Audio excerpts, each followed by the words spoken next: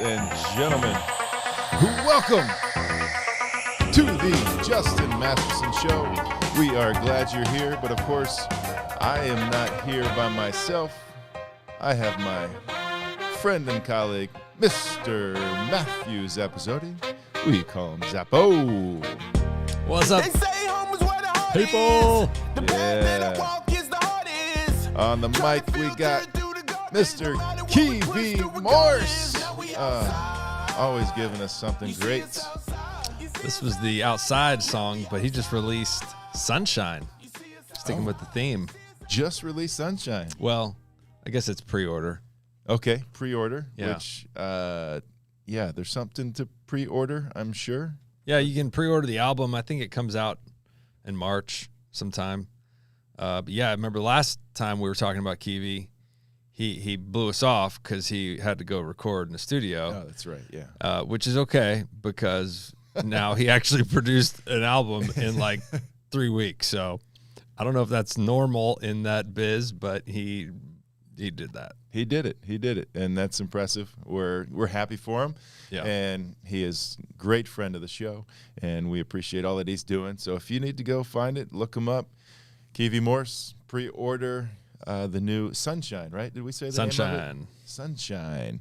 Have some cool stuff with that. But along with things that are going on, Zap, you got our fundraising gala is coming up for PHARE Warrior. We talked about it a little bit on the last show. Yeah. Behind the Mask, big fundraiser, Lucas Estate in Carmel, Indiana. All you local people that tune in, my main man, J-Mass, will be on stage. Come on. So that'd be fun. Come take a peek. Maybe you'll give away a shirt. I don't know. I do have. That's maybe. And And then if you don't like Justin, we've got big-time heavy hitter Steve Weatherford showing up, NFL punter, Super Bowl champ. And I was reading some crazy stats. This dude ran he was like a track and field soccer player, football player. Like he did everything. Interesting. And he's got like every record known to man in his high school in Terre Haute. So all you kids out there that go to North Vigo High School, I'm sure it's troubling to know that you'll never beat any of the yard dash, punt records, et cetera, heptathlon. So he varsitied in like 13 letters. Wow. Or lettered in 13. Varsity Whatever. sports. I didn't go to school, so yeah, it's okay. I was homeschooled. That's all part of it. Right there. And so, as you can tell, this is airing at 7 o'clock. We are live because liveness is the fact that I know not everybody watches it. I got a few. Mom, sister were asking. We didn't go on Tuesday. We're supposed to be Tuesday. This is Thursday. Yeah, I got texted. Yeah, and it didn't come out. So I put it on the Instagram so people could see that it wasn't coming. But not everyone's connected on Instagram, and I didn't know how to send it through YouTube because I don't know what I'm doing. Yeah, I don't know if they do that. No, I mean I did change the date of when it would show up on the live stream, but that's more complicated than probably people want to look at. So, because the Fishers Tigers basketball program, which I am not coaching them, a part of the coaching staff this year, took a break from it, but they were 22-1 in the regular season. The one game they lost was to Carmel, and their first game of sectionals was against none other than Carmel. Oh, the only team they lost to. And so that was taking place Tuesday night, and I wanted to go, and I did go, took the kids. We had a great time, and we watched the Fishers Tigers come to victory against Carmel, and they played really well. And a deciding factor, or was it a close game? It was relatively close. They were playing hard, but Fishers went up to a 12-0 lead in the first, and I think the closest Carmel got was within 8. Okay. And then they won by, I don't know, 8, 10, 12, something like that. So it was a good game, though. Physical, very physical, some interesting calls by refs. We're going to save that maybe for another show when we have Craig Halls on here. And it is spring training time, so it's the perfect time to start having him on here. We'll come back to some spring training maybe a little bit later. But they play again tomorrow against HSC, and I'd say, hey, get some tickets if you're local. But a friend of mine just sent me a screenshot, and it's sold out. Wow. So it is going to be the true definition of Indiana basketball. Sold out, rivals going at it. We're playing HSC, the rivals of Fishers. It is going to be lit. It's going to be fun.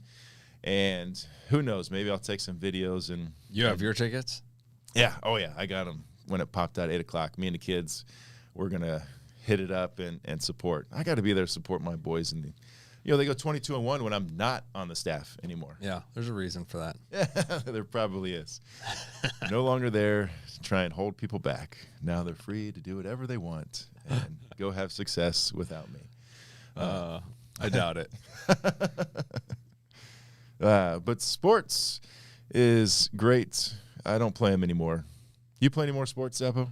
I do, actually. And I took a lot of breaks. I took a good 15-year break from like organized adult anything. But yeah, man, now I'm getting back into it. And surprisingly, I actually feel better 3 years into adult sports than I did when I started. Oh, okay. But there's always this thing. And if you're 35 and older and play adult sports, or even just go out and just shoot around and horse around, you kind of get this from the wife or the family. It's like, all right, can you just not get hurt?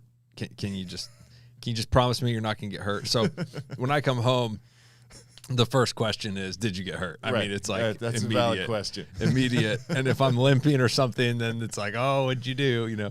But no, my wife and kids support me in my little endeavor of amateur adult. But anyway, soccer is not a sport I ever played. Yeah. I mean, like me neither. Yeah, it's terrible. But Bob Lloyd got me hooked, and now I'm on this indoor adult league. Bob, 30 and older.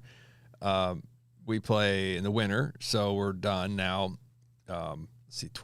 24 games, two mini seasons, so 12 and 12. I thought you said like there are too many seasons, like it's too much. Too many, M-I-N-I. Too many, as in tiny. Yeah, 2 tiny seasons, and they go all year. We just play those 2, and you have to be tiny to play in those mini seasons? No, or do you just happen to be, it fits that you're There's tiny? normal sized people. Okay. I'm one of the smaller ones.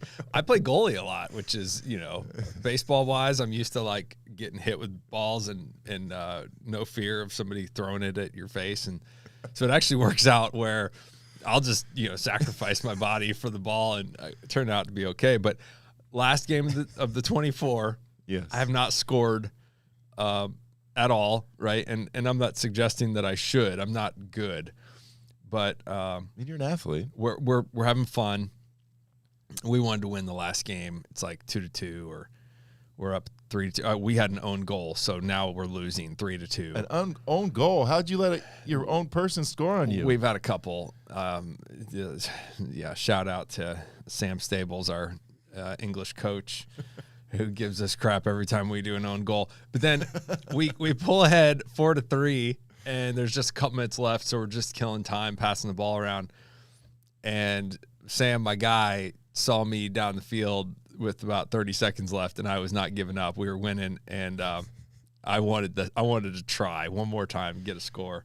Yeah. So he passes it down to homeboy. Homeboy hits it over. Literally 5 seconds left. Get a pass, buzzer beater, beat the goalie, hit a shot, game over, season over. Zappo got his first score literally with 1 second left. I mean, I've been on a high ever since. It was last week. I don't know if we have sound effects. Yeah, there it is. That's what I'm looking for. It was so great, and now I'm done, and it's okay. Like perfect. I just went out on literally high. built as an athlete. Yeah, I mean, I'm literally built as an athlete. that's a good one. So anyway, congratulations. That's my Now I'm getting asked to play on the adult baseball league. Hey, do you want to play? No. Are you sure? Yeah, I'm sure. Are you sure? I mean, my arm is feeling a lot better. You don't even have to pitch. I know I don't need to pitch. You can play third base or first base. And my arm is feeling better, where I think I could probably handle like a third base. Wood bat league. I love first base, but I have to save my time for Jared Stimson. Okay. And if you don't know, that's because I have to be on the Pennington Park softball team. Okay. Well, I mean, that's You've tried to get me softball for years. I've been denying you for 20 years, literally. I won't. Yes, you have. Yeah. It's okay. Most baseball players are like softball, like, oh, it's so easy. You just flip it up and you go. And sometimes it is. And then other times I don't hit very well. And maybe because I don't put much effort in. And then sometimes when I do hit it, it goes really, really far. Yeah. And then you get like penalized. That's what always screws me. Well, not in the league I am, but there are certain leagues where if you hit too many home runs, then it's an out. And that just means you have to work on your skills. Yeah. Which is fine. Which I need to work on my skills. So maybe some softball, maybe some baseball this summer. Who knows? Yeah, we'll figure it out. But at this point, I would love to get into substitute teacher tales. Yeah. When substitute teaching is great, and this one doesn't have to do within the classroom. This is the difficulty that comes when you're out and about. Oh. So I'm not tiny. I am a tall, six-ish, if I got shoes on, maybe 6'7", bald, well-built individual. I have broad shoulders. Used to be husky, but now. One of your thighs is as big as my whole body. Let's get real. It is. Yes. I don't lift the same way I used to, but still in a good spot. So when I'm out about, if you know me, like, oh yeah, I'm a nice guy, loving, kind, love hugs. But if you don't know me, there could be some intimidation that could come, especially when your little kindergartner, first grade, second, third, fourth grader runs up to a random guy in the middle of wherever and gives him a big hug. And then I'm sitting there going, it's okay. I'm a substitute teacher at their school. And it's just, I know it's very difficult. I think that's one of the hardest interactions that I have is going out and about. And I had a kid who came, and you just see the parents run up, Mr. Masterson. And you just see the look in the parents' eyes of like, what is going on here? Like this is not working. This is not appropriate. I thought I taught my children not to go up to random strangers. And then I have to like backpedal and be like, it's okay. I substitute teach at their school, and I was an art teacher for a while, and all this other stuff. And then they're like, oh, okay. Now, thankfully, lately I've been getting it to where kids are talking about me. So the things I have going for me is that I am a big bald guy, and so that's usually part of the description. And then I like to play music. If the kids are doing what we're supposed to do, I'll play some music. And then at the end of the day, we usually have at least a dance party. Lately, it's been a lot of the cha-cha slide. Kids really enjoy that. To the left. 2 hops this time. Hands on your knees. And which I did just randomly. I just DJ'd an event the other day, which got me thinking about all that. It's first true DJ experience, turning the tables and whatnot. It was wow. It was a lot of fun. I had a great time doing it, and my boys as in my coaching buddies who were there also loved it. But so now I'll see parents, and the kids come up to me, and I'll look and be like, I'm a substitute teacher, I promise. And they'll be like, oh, you're the one? And I'll be like, maybe. Well, they come home and talk about, this guy who's big and bald and plays music and allows to have dance parties. And I'm like, yep, that's me.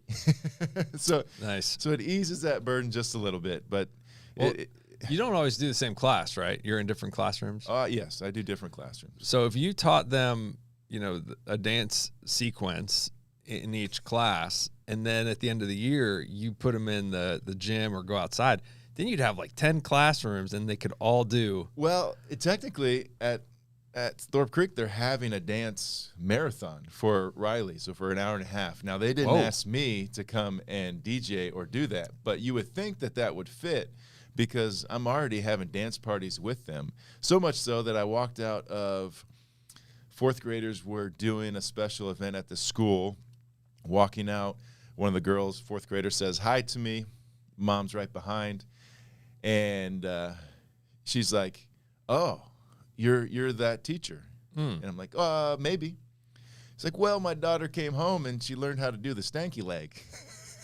And I was like, Oh, because they asked her, like, where'd you learn that? Oh, Mr. Masterson taught me. Mm-hmm. I'm like, well, we maybe did do the stanky leg and just had to make sure that they understand some good movements of the bodies and how to get it going. I can't help it. I do love dancing. I'm from Jamaica. What can I say? Yeah. Well, not much you can say after that. No, but during this time of year, it is, well, it's almost March. Today is not March yet. Well, right? I mean, today normally is March. Oh, that's right. Today is bonus day. I did not even think about that. And it's almost wacky, weird, like a full moon day. Like if you've interacted with anybody, like people are discombobulated or whatever that word is. Yeah. It's a little, Okay. Interesting. 365.25 adds up to 4 years. You need a spare day. So, I mean, I wasn't even trying to move this to the extra day, but it turns out that I have an extra day and we're using it. We're using it. I mean, you're getting a lot done. You got an extra 24. Yeah, I wonder if something crazy happens. I was talking to one of my cop buddies the other day, and this was maybe a week or two ago, and he was like vamping up for some special lunar. Was there a lunar eclipse? Big or something? full moon 2 weeks ago or 10 days ago. Okay, Yeah. because he's like, Massive. we have tons of people on standby because there's going to be a lot of craziness. I'm like, really? He's like, yeah. I don't know why, but it's just going to happen. Yeah. And so EMT professionals know. yeah, that's who had those. These people are on standby. We have like, because I was like, well, so you're telling me I probably shouldn't go and try and cause trouble? He's like, no, we have like 50 people on duty tonight just to make sure that whatever's going to happen doesn't happen, or to be able to handle all the crazy stuff that's going to happen. Man, psychologically, man, I need to do some research into that. I'll come back with a full report. I mean, yeah, you do that, and let's see, because this happens only every 4 years, right? Yeah. Interesting. Now, if we had a different type of calendar, then it wouldn't have to happen, and a lot of different things would go on. And I'm not going to go down that pathway, but We could. we could. Now, my kids would love to have a 4-day school week. And I said, well, all we need to get in is the 4-day work week. And I think we had the 4-day work week going on for everybody. Then the 4-day school week would be easy to get in for people who go to public schools, not like the homeschool people who, you'd like do school all year, once a day. Oh, well, that Or too. I mean, once a week. Once a week, but you just go all year, and then it averages out to the same. So, and then you get really good at, backyard sports. Of course, and be very athletic and hang out with your mom. I'm and athletic. Dad a lot. Yeah, you're very athletic. You're I'm literally built as an athlete. But back to where I was going with this. It is the time pitchers and catchers have gone. Baseball games have started. March.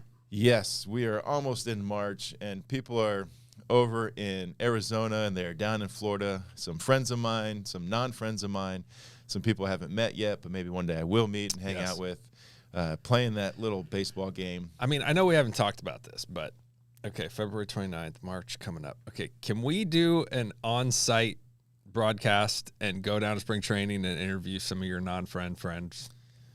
I'm putting you on the spot. I got one of these little handy mic recorders. Okay. And we just plug in the microphones right here. And we just go on set. I mean, we probably should. Okay. We probably should. I'm not saying we will. We probably should. All right, we'll talk about it. It's just where we got our guy Kyle down in where's he's down in Florida. Mm-hmm. Over there, West Palm Beach. St. Louis. Yeah. The Cards. Yeah, they're in West Palm Beach. Hang out in West Palm Beach. Got good people over in Arizona. Mm-hmm. Of course, Randy's out there too, which we got to get Randy on the show sometime. Oh. Randy's my agent and friend, and yeah, he definitely needs to be on the show at some point in time. So don't be waiting for him. I mean, it would be more humorous if we split and then did the show from each spot, but that's not going to happen. But time zone change, I wouldn't even know how to do it. Well, you're getting crazy, man. Where's the budget for this? Don't worry about it. Who's sponsoring this thing? Is there anybody around here? Pretty sure it's just us doing this, and yeah, crickets, and we don't even have enough. How many viewers do we? Not viewers. What do they call those things? Subscribers. That's it. We got like 120 of them. I think they actually unsubscribed, so we're actually looking lower. No, I'm just kidding. It's highly possible. But so in honor of spring training starting up, I want to talk about some spring training stories. I mean, some Masty moments is kind of the segment that I would think about. It's a little bit different than Clubhouse Confidential, so we're not talking about people and inside, more a little bit of that, but also just kind of around the game. So a little Masty moments going on. Mm-hmm. But Zappo, you've been around a few too. So I want to share one of my top ones. Was actually my second spring training. So the first spring training was awesome, but I was just living in a hotel with my guy Daniel Bard, who's made a comeback in baseball. I think he's still playing. I don't know if he got back and is playing, but had the yips for a little bit, came back, and has been doing great things. Good people, awesome wife, good kids. But he was my roommate. But the second year, my first year of being married, actually a few months into being married, we rented this house. We were down in Florida for spring training and rented this house off of a guy named Carl. Carl was very, very nice. The house was of decent size, had a huge yard with a bunch of fruit trees. I think we picked some oranges, some lemons, maybe some limes back there. A lot of fun.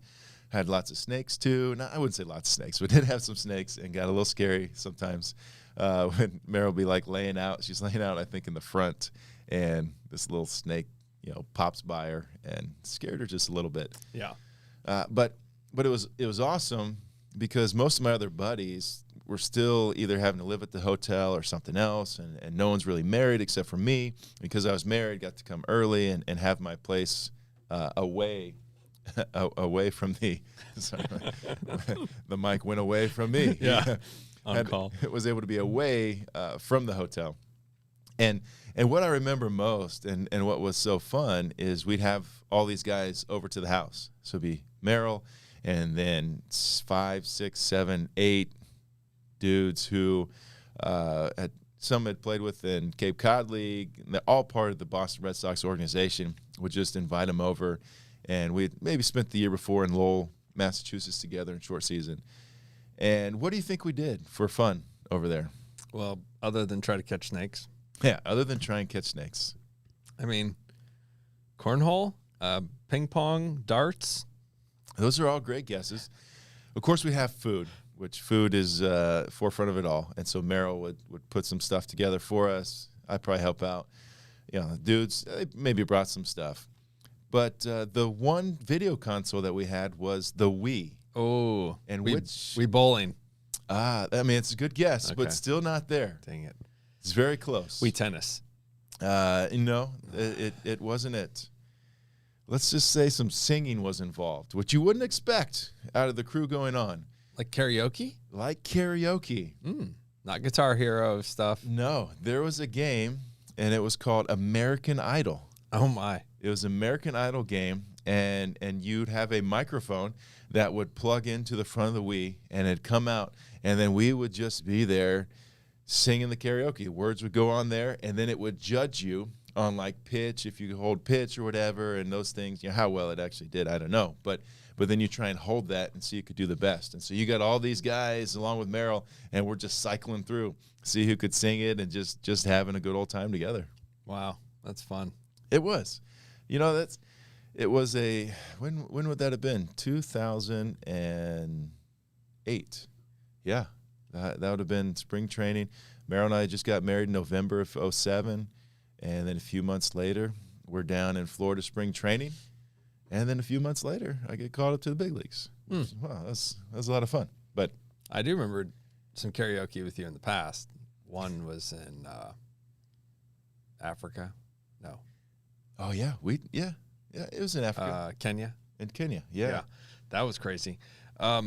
Spring training, though, I'd done a couple, but not as many experiences. But I have a couple memories. One was I was coming to the game on time, not early to do pre-stuff. I was just coming to watch. And then afterwards we were going to hook up. We had a dinner meeting that night because you guys flip. It's you're all busy in the day, and then nights are free. Where in the season it's opposite. But I parked in I guess like employee parking. I don't know. It's a little different out. You know, the Right. minor leagues or the spring training is just more like generic parking. Yeah. But I roll up and I don't know where I'm going. I've not been to the stadium, and there's a spot like really close up front. And so I had my little rental car, and I was like, yeah, let's go up front. And literally there's a Lamborghini next to me. There's a Ferrari, a Bugatti, like fancy cars. And so I'm like, I don't care. I'm parking. And obviously I'm in the players lot or Right. area or Yeah, whatever, but there was a spot open. And so I just took it. I probably took like your starting pitcher or something. I don't know. So Probably. I get out of the car and I'm just taking pictures to send to my boys and my wife. I'm like, check out where I'm at, you know, all these fancy cars and all that. And the security guy came up in his little golf cart and he was like, nah, you got to move, bro. And I was like, dang it. So I had to haul way out of town and hoof it in. But I was like, can you at least give me a golf cart ride back? I mean, so that was fun, but Oh man, that yes, that will find yourself in a place where, I mean, technically you were perfectly fine to be there, but Yeah, most yeah. people probably should not be in those areas. But you would get some nice fancy cars. yeah, it's fun. But it also, yeah, I mean, spring training is always great.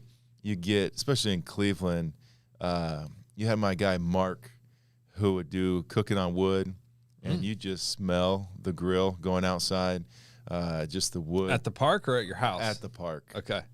But what he would do is he'd make these nice, they'd be beer-soaked ribs, and then he would grill those up for me, and I'd take them home, and oh my goodness. Is this just a fan or somebody worked there? No, this was like our chef guy. Oh, so like we could get him on the show.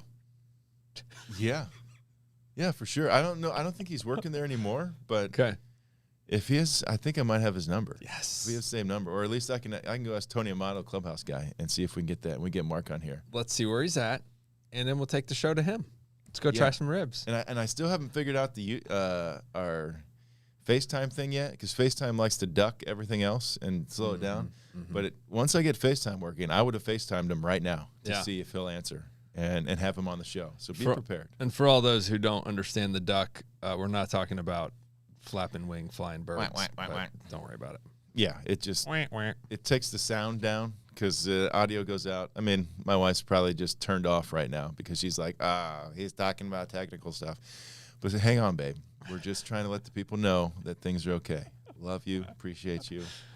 I couldn't do life without you. But one of the hardest.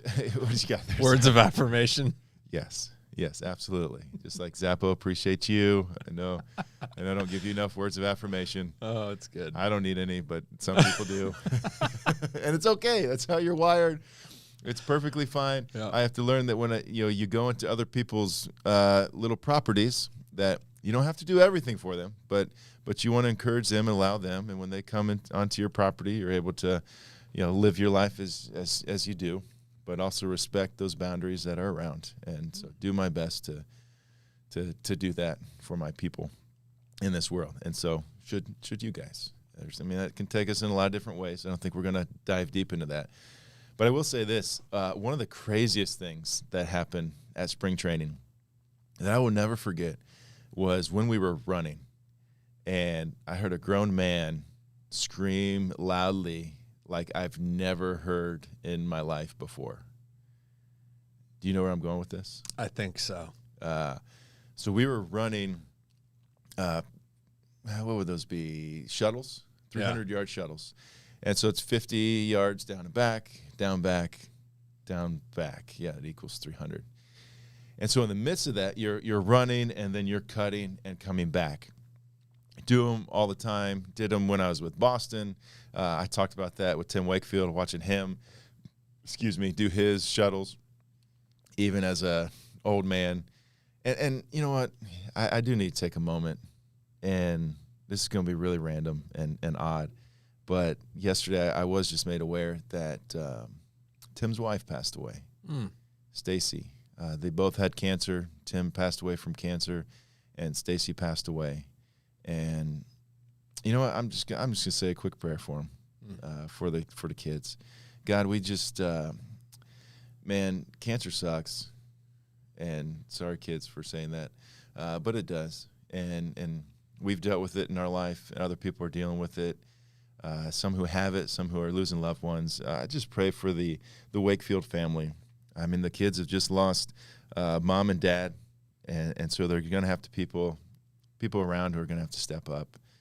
We know that you're sovereign and you're doing all things, and their pain's been taken away because they're hanging out with you, but it still doesn't take away the grieving that takes place here on earth.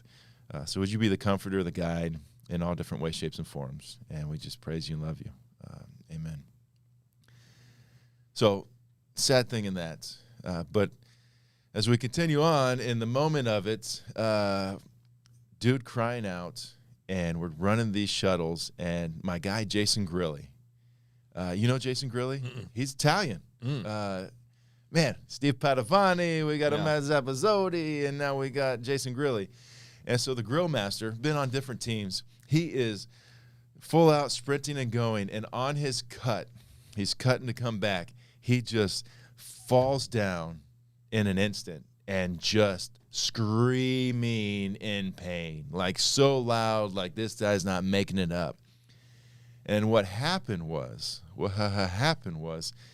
when he went to cut, his kneecap literally like disconnected and like wrapped around and went underneath. I don't know what that feels like, but knowing that he's a big, strong, tough guy and he was writhing in pain, I would not desire that for anybody. Were you there in college when John Hannon, Joe's younger brother, has happened? I don't think so. I think you had moved on to San Diego. We were doing the same thing on a track, on track and field, turf, astro, or whatever, asphalt. Yeah.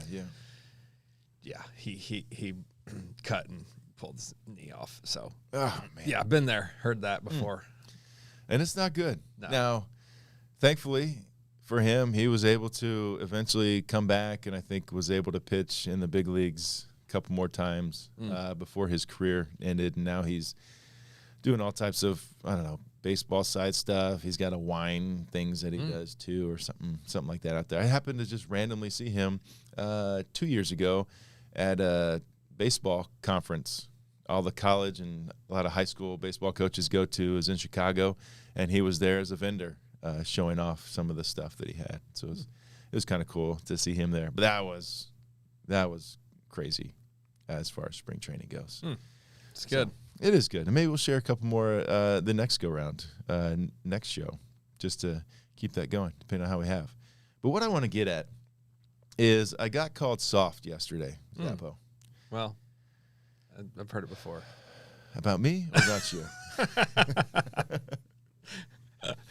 And so what reference are we talking about? As a substitute teacher? No, it wasn't a substitute teacher. We're at practice, and we're talking about sports and stuff, and just getting this fact of really coaches being, it seems like coaches are still getting away with this ability to just get up in their players' faces and start yelling at them. And I kind of disagree with that style. And it happens a lot in basketball, and I'm sure it happens in football and everywhere else. I see it. I don't deal a lot with football, but I'm sure it's there too because there's a lot of emotions going on there. But we see it in basketball, and one of my other coaches kind of agreed with me. I'm like, it doesn't mean we can't, elevate our voice or raise our voice. And it doesn't mean I can't be in a kid's face so that we know we're looking each other eye to eye. I mean, I'll do that even teaching. Like, get right there. We're seeing each other. We're looking.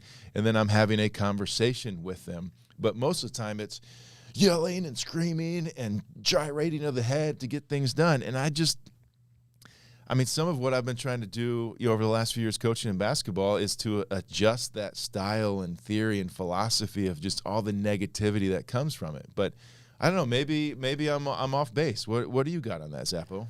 So we have positive reinforcement, we have negative reinforcement, and the coaching style that I'm hearing that you were experiencing was a negative reinforcement, not yelling to lift my voice over a crowd or get their attention. You're talking about a little more. Yeah, I mean, in your face. Yeah, it's someone getting in your face like you did something wrong. Just wrong. made a mistake. Yeah. You know, how dare you do that? We've talked about this a million times. Why are you so dumb? And why couldn't you figure it out how to do it better next time? Yeah. So I'm no expert, but I do coach youth sports. So yes, you do. I do see this as well. And you're probably referencing college, high school age, a little more mature. Yeah, that's what I'm looking at, because it doesn't happen at the pro level. Like, it's not happening there. I mean, does it happen in practice when nobody's watching? I mean, not in baseball. Okay. I guess you can see. Well, crazy enough, side bit of it was talking about the Latrell Sprewell and the coach when he went and choked the coach up. Yeah. If you don't know about that, you can go look it up. I can't remember I can't think of the coach's name. But somebody was talking about it, and they said none of the players went and helped the coach because the coach had been getting on, I think it was Sprewell, getting on Latrell and just being really terrible, yelling at him, calling him out on different things that didn't necessarily need to be. And Cheryl gave a warning, if you keep going there, I'm going to knock you out. And sure enough, he comes back and says something more. And this isn't necessarily the right way to handle it, but says something more. And then he goes and starts choking him out. And literally no one could get the hands off of him. And he stayed there. And none of the other players went because they're like, well, the guy kind of deserves it in one sense. Because that's not the way to go about it. It doesn't mean you can't. The relational capacity you have allows you to what? Maybe get on a guy a little bit more, give him a hard time on certain things, but I still don't see it as if we're doing, and I think this is where it takes me to, and then I'll let you go. Sorry, you're good. Took your time a little bit. But what gets me is the fact of we're trying to raise up men to be better, not just do what we want them to do. And so if that's really the case, and maybe it's not, maybe that's why, but if that's the case, as a father, you shouldn't be doing that. As an employer, you shouldn't be doing that. That's not going to get the most out of your people. It may get them to do what you want in the moment, but in the long run, that's not how you gain respect. And so that's kind of where I'm going at from this. Yeah, I mean, motivationally, like you said, you'll get the motivation to get something done. That person will either shut down or respond to do what you want to do. But what are we breeding in our culture? So you talked about football, which I don't play and don't coach and don't know anything about. Right. But you see it more from the sidelines. I mean, we just had it in the Super Bowl. Mm-hmm. You see it as players responding to coaches. Coaches, I love the Steelers, even though I don't follow NFL, but they have a history of in your face, grab the face mask, and I'm going to tell you what you did wrong on public national TV so that everybody gets pictures. So there's probably a point to this effect that actually I would agree with that works in private. So that's why I asked about practice, because if I were to be addressing a negative behavior that's affecting the team in practice, in our private, in our locker room, not even one-on-one, with the players and other coaches around, I think that can have a positive effect on the team. And I think we can all learn from it because you're talking about, as a dad, to yell at your kid to get to get the behavior or the motivation across. Well, it's not a good habit, but once in a while it does prove authority. It does prove, discipline, but to do it in a game situation or publicly on the sideline to prove your authority or your disposition over that player, I got a big problem with. So, I mean, you're saying a little bit I guess I need you to clarify for me, because of course I want you to say how I want to hear it. But in the sense, it's okay to yell at them, but then is that just a raising of the voice, or are we teaching through it? Is kind of where I right? would Because separate. Is that just elevated voice of I need you to pay attention to me right now because we just did this? Because those type of things is absolutely, this is not the way that we are. and this is what you are doing. So we're going to need to stop this behavior right this moment. We're stopping practice. We're stopping whatever. Right. We're gonna address it. I totally get and understand that. And I might need to authoritatively speak directly in your face in a way. Yes. Degrading and yelling though. See that's where I think most of the time where I see it in sports, it's not just all right, I got to put my teacher, like in class, I got to put my teacher voice on. Yeah. You know, I'm trying to have just nice and easy conversation, but right now you guys are not allowing me. So I'm going to have to raise the voice to let you know that there's an authoritative figure here. Yep, I am the authoritative figure. We're not just buddies. We're not just friends right now. I'm going to raise my voice. I mean, in any type of setting, like my heart rate's going. I mean, you're getting me. Right. I mean, if we're right here and I'm like, hey, what, Zappo? No, that's not what we're doing, Zappo. These are the things that need to be done, and that's what we had talked about. Now, even in that type of scenario, you have to be willing and understanding to listen and learn, and to respond. Also, to be able to respond in the same way, because that potentially even that one might take you a different type of way. In this, because now we're dealing with people who are younger, so I already have the authority by being the older person. And so by raising that voice, now am I giving the signal that in order to get people to do something, I have to raise my voice. In order to get people to listen to me, I have to raise my voice. I have to yell at them. And then most often it turns into something semi-derogatory. Maybe not actually cursing, but typically there is cursing that's thrown into there. But also just some sort of derogatory, you always do this, you're terrible.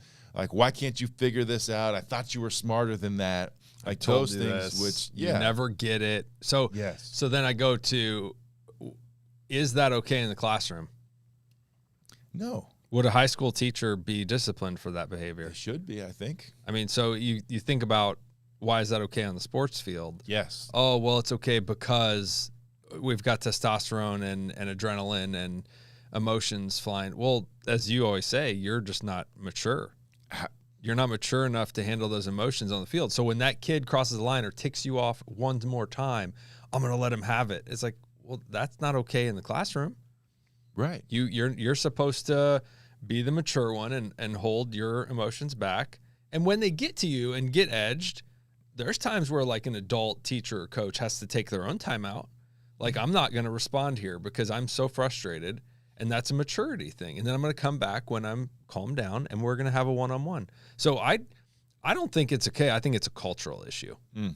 And I do think that it does get a reaction and a behavior in the moment. And so mentally we're like, I'll do that again. Yeah, well, the one thing that came to my mind was military. Like if you need boot camps, whatnot, somebody get in there and do it. Drill sergeant. But a lot of those things, as I understand it, is yes, to get to do things, but to challenge them so much mentally for what they're about to be engaged with. And the idea is that you're going to hate me so much, and I'm going to become your enemy, because the enemy is going to try and do whatever they can to get you out of those things. And so it's like, is that the right philosophy? Because what's the response? Like, culturally, I start saying, like, maybe we shouldn't be screaming and yelling in people's faces about what's going on. It's like, well, you're just soft. The generation is becoming soft these days. We need to spank the kids a little bit harder. And I'm not, I spanked my kids a little bit back in the day. I haven't needed to as much because we've garnered the respect of it. And so when we're not acting the way that we are, plus me learning we're not acting the way that we are, I'm able to look at them and be like, hey, is this who we are?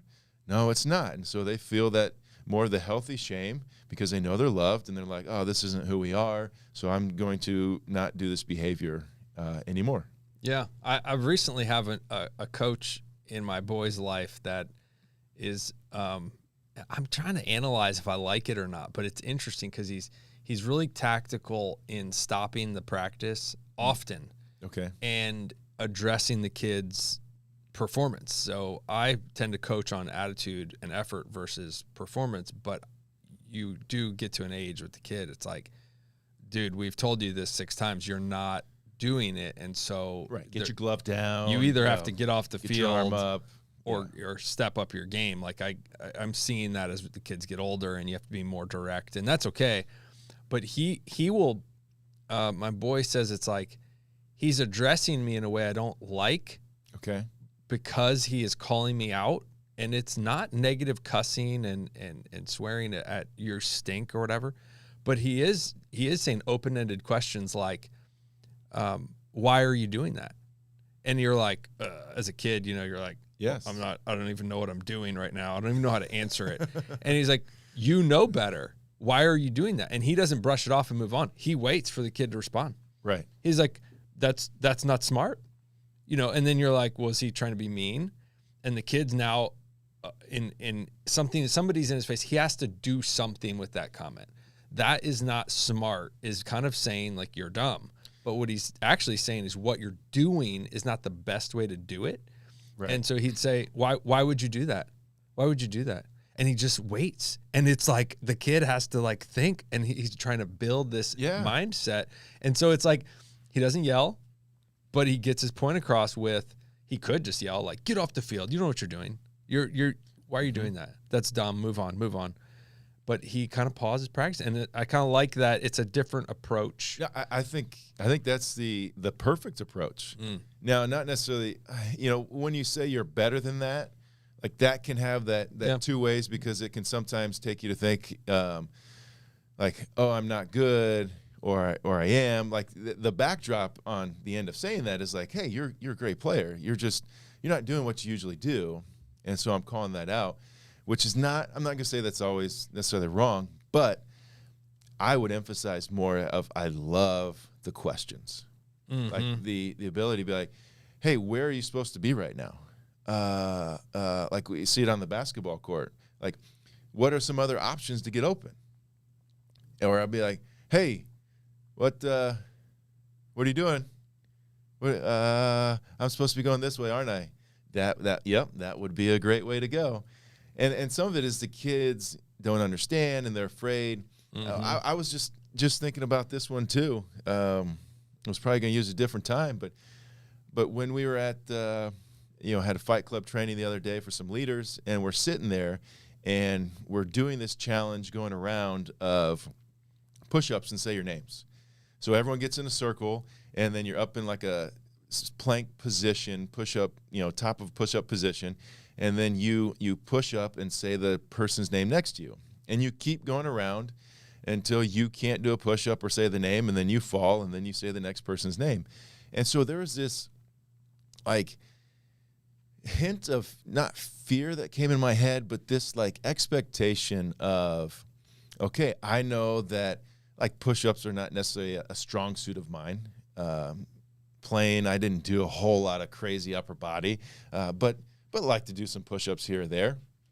And I'm with a group of guys who know that, well, there's a former professional athlete. So the expectation comes in of like, you should be good at this. Not that anyone's ever said it. This is all really just happening in my head ever so slightly of like, oh, I'm going to do this. And they're going to have this expectation. So I hope I do well. And if I don't, like, what are people going to say? And in the end, I don't really care. Like, but those still came into my head.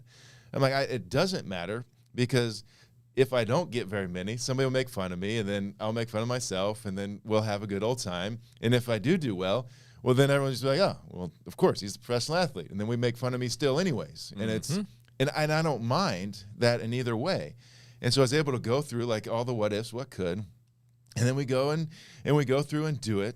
And I mean, side story, I did all right. Now, one guy, there's two of us left. And I was like, okay. And I'm saying like the dude's name, and all of a sudden, like, I'm struggling, and he's literally doing like push-ups like this, just going after it, and just saying, Justin.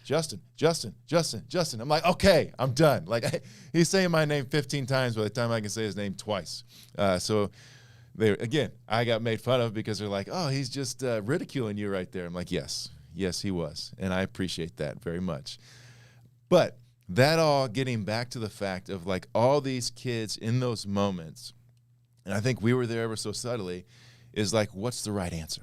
You know, what is it? I don't want to say the wrong answer. I don't want to be doing the wrong thing, because if I am, then someone's going to think something about me. Maybe they're not going to love me as much. Maybe they're not going to care for me, because there's still this subtlety of like, I am what I do, not just who I am. Where's your identity? Absolutely. And so the more that we can build into these kids what their identity is, and for us who we know, even if we're going deep, like my identity is in Christ and he defines me. And so everything else flows from that. Like my kids, I was praying one night before putting them to bed. And it's like, I love you because you're my son. That's it. You're my flesh and blood. And anybody else who has been adopted into my family, maybe not in like the physical, actual sense of like legal adoption, but like I've literally taken in as you're a part of my family. It's like same thing. I love you for that. Like whatever you do, I might be disappointed sometimes in what you do, but you can't change the fact of how much I love you. Like it's so deep and so great that no, the worst thing you can do will not take away my love, and the best thing you do will not make me love you anymore, because I can't love you anymore. Mm-hmm. And like, if we can have that and kids can start to understand that, well, then when the question gets asked, and you see some kids who can appreciate that, and they'll be like, I don't know. And then you work with them and go, when they don't have the answer, we don't make fun of them. We're able to just sift through. No, you know what the answer is. Like, tell me what you're thinking. And then they have that conversation. Now they understand how to interact with adults, understand that they're thinking and what thoughts come in. And even if I'm doing something wrong, like, okay, I need to transition from that and not just lose myself. Mm-hmm. Or at higher levels, we just scream at them when they already know they probably made a mistake. And so now we can just reiterate and say, hey, like, you're not supposed to do that, right? Okay, so why are we still doing that? And then what I love to think about, I used to tell my 10-year-olds this stuff. So the 16 ground balls you just made correct, I didn't stop practice and applause you and say, great job. Oh, Mike, that was the way you did that last ground ball was so good. Can you do that again for me? Now, when they're 7, you do that. When they're 6, because they never make a good play. Right. And so the 1 of the 20, you have to applaud because you have to positive reinforce. And so then we transition, and all of a sudden a behavior change. Now we think, I have to negatively reinforce. I'm my biggest critic. I don't know athletes that are make a mistake and then they look to the other guy like, did I do it right? Did I hit the ball far enough? Right. You do that stuff in the locker room and in the dugout, and you get that positive reinforcement from a player, from a coach, or from a guy on the sidelines. But in the moment, everybody knows they made a mistake. Like, you're your own critic.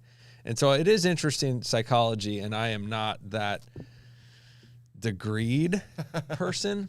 Right. But outsider looking in, I would say that we've got some improvement to do, coaches. And it's not that you're bad. I will reinforce to the coach, you're a good coach. It's just some behavior issues that you got taught that we need to unlearn. And we did a coaches training about a month ago, and I didn't create these, but I left the coaches with these 2 questions.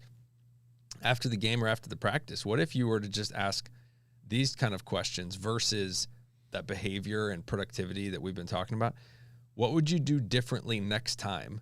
So letting the kid think about and percolate. And then what are you learning today? What'd you learn today that you want to remember for next time we play or next time we get in that situation? And leave those open-ended questions. You don't even have to answer them. Right. And just letting kids learn how to mature in their thought process. Because I don't like my behavior. And so what do I want to learn and not do next time? I don't want to cry. I don't want to get belittled. And so anyway, it's a process. It is. And those are 2 great questions that people go, and there's countless others out there. But just to be able to think, to ask the questions, to get people to be thinking, even as you go to the highest levels. I think that's such a great way of how you do it, because even though you get to hear their thought process, and that might change the way that you go. Well, I saw this and was thinking this, and then we can be like, yeah, but remember when we talked about this and we were trying to do this action? Oh, that's right. Mm-hmm. You're right. I should have done one of these. It's like, yeah, so let's remember that as we continue on. Because again, when you're able to come up with the answer, it changes the way that you remember those type of things. Because now it's like ingrained in your brain, not just because someone yelled at you, but because you're able to come to that conclusion pretty much on your own with the guidance of the people around you, which is what you want to have. You want people to learn how to think. And so that's perfect. And we'll leave it at that. I know we're going crazy. And yeah, I mean, it's just good, man. It's fun. Hopefully, you guys can take something from this. I know I do every time, because we're trying to grow in that maturity and that ability to handle the emotions. They're going to come, but how can we handle those emotions and then teach others to be able to handle those emotions also? And, some of those questions are right there, so we can have a question instead of just screaming and yelling, because how can we expect, and this is probably my last question, how can we expect the people around us to handle their emotions if we can't handle our own? Mm-hmm. And on that. Are you crying? Are you crying? There's no crying. There's no crying in baseball. I wanted to get that one earlier, so we just had to get that in there. But for all my faithful people, as you can see over here, it's time for a little It's All Part of It. It's All Part of It, brought to you by Justin Masterson on the Justin Masterson Show. Oh, man. And this one actually is crazy enough. I wanted to do it in the last show, but we're having so much fun with Steve. And probably even like today, we probably should be done by now, because it's over an hour or almost an hour of what we've been doing. But either way, so I got this one that came in, and it has to do with one of our guests, Coach A. Bear, H., who was on the show. And it has to do with Fishers Tigers basketball and a little bit of yelling too. Oh, man. So Coach Weiniger is the head coach of the Fishers Tigers. And after one of their games, they were victorious. And they were, the whole team, everybody, they're in the locker room. And some random dude, I don't know who it was or whatnot, is walking by and is like yelling at Garrett for the fact that he's like yelling at his kids, just being like, "Oh, you're yelling at the kids, like let them play, stop doing that," like getting on them in a big capacity. And one of the things you love about Garrett is he's feisty and he doesn't back down from a fight, but doesn't always know which fights to go after. Mm-hmm. And so he literally turns around and starts to walk towards this guy who's yelling at him.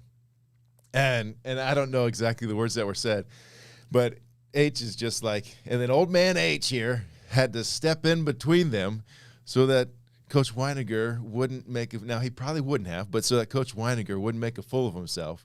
And H is just like, it's all part of it. Yeah.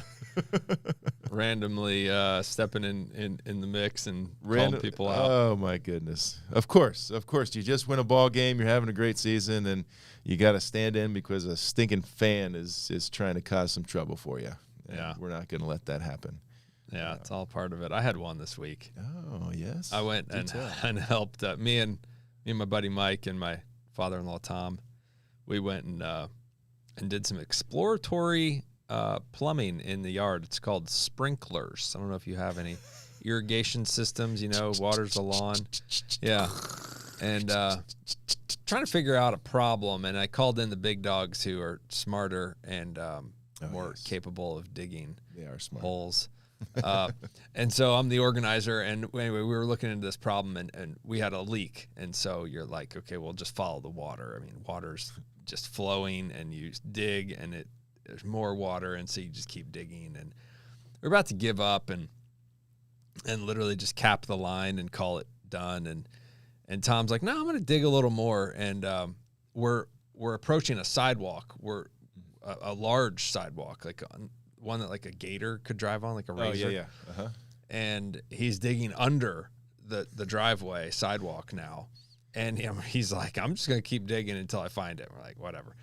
So he just keeps going, and we find the break, which was exciting. Yes. And he's like, but there's something else down here, like underneath the sidewalk. Like, okay. Plumbing and electrical goes under these things. Right. We found one of those like stanchion things where you take a lid off and there's like stuff in it, and you service the irrigation system. I don't know what it's called. Oh, yeah. But those things like sit out in the yard. Mm-hmm. You mow over them. And you can service, it's like your service area. Yeah. It was under the drive sidewalk. So they like Just put literally the sidewalk on they top poured of it. over all of the plumbing and all of the valves were like coming under.